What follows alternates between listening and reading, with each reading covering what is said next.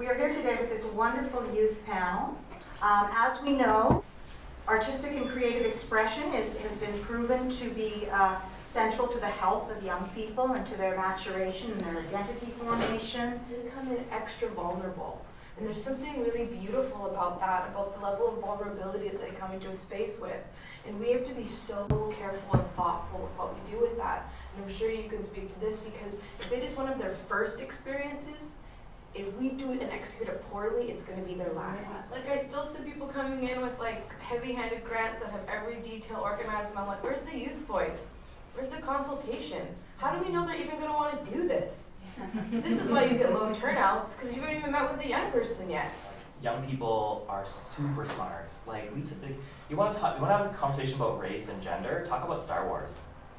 Talk about Black Panther, and they'll tell you everything you need to know. And especially today, diversity is really important and at the forefront, and they want to see themselves reflected in the artists that they work with and the art forms that are available. When we see that the organization is diverse, you see that reflected in their work as well, and then you see young people tune in as well. I'm just curious to hear any of your thoughts on or experiences with dealing with adult fear, because I know I work at Green Thumb Theatre and all our work is social issue based, and so we're typically selling to educators who then bring the work into schools, and so often we get the comment of like, a play about anxiety and depression, that's great, oh, it's so needed, I don't know how to talk about it though, so we can't do it.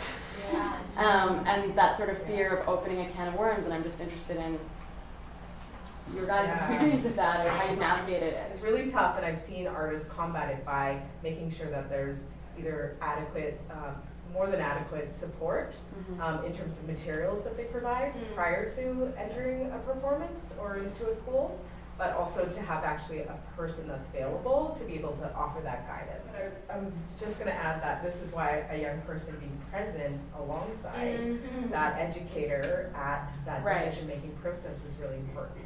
Consultation process with kids, how does that work? How do you approach a kid? I don't look at so much as consultation, it's relationship building. I'm doing a project where I'm meeting with different youth, or with different organizations, youth organizations, community leaders, community members, just like building those relationships, becoming someone that people recognize, going to events, like going to like the Friendship Center events, going so people know who you are, so you're not just like some strange adult that's like, hi, can we talk? Like, you know, just like going and becoming a community member and really fostering relationships. And you need to want to do this. And if you are doing it just to do it, people can tell, and you can tell for sure. Yeah.